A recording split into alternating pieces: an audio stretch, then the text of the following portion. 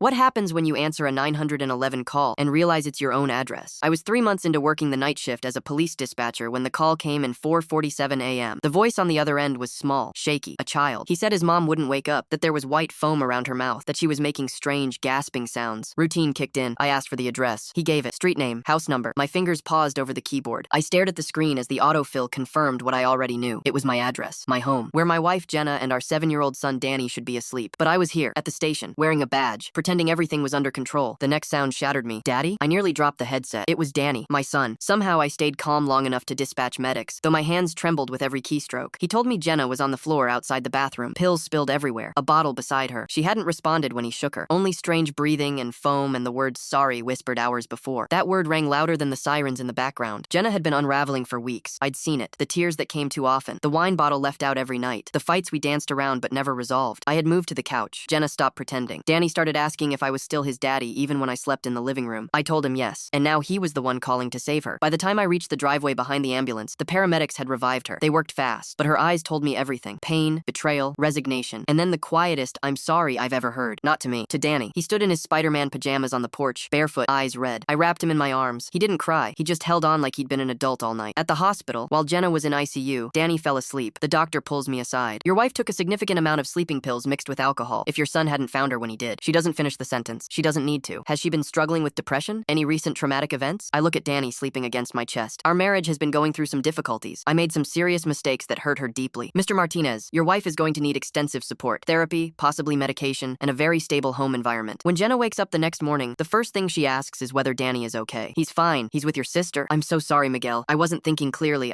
Everything felt so hopeless after what you did." That's when it comes out. My affair with Detective Castillo. 6 months of lies, sneaking around, late-night texts. Jenna had found out 3 weeks ago when she saw the messages on my phone. I'm the one who should be sorry. This is my fault. No, it's not. I made the choice to take those pills. I made the choice to leave our son define me like that. But I know better. My betrayal, the lies, the way I'd been emotionally absent even before the affair, it all pushed Jenna to the breaking point. I ended things with Detective Castillo. I put in for a transfer to day shift. Jenna nods but doesn't say anything. I want to fix this. Our marriage, our family. I want to fix everything. "Miguel, I don't know if we can go back to how things were. We don't have to go back. We can start over." Jenna didn't promise anything. She didn't have to. The fact that she was awake, that Danny hadn't lost his mother, that I hadn't lost them both, that was already more grace than I deserved. It takes 6 months of marriage counseling, individual therapy for both of us, and a lot of difficult conversations. I moved back into our bedroom after 4 months. We have good days and bad days, but Danny never asks about that night again. Kids are resilient, but they remember everything. One night, weeks later, Danny climbed into bed beside Jenna and fell asleep between us. Her hand brushed his hair. She didn't look at me, but she didn't pull away either. And for the first time in months, the house felt quiet. I stayed awake that night, watching both of them breathe, like a promise I didn't deserve but was grateful to still have.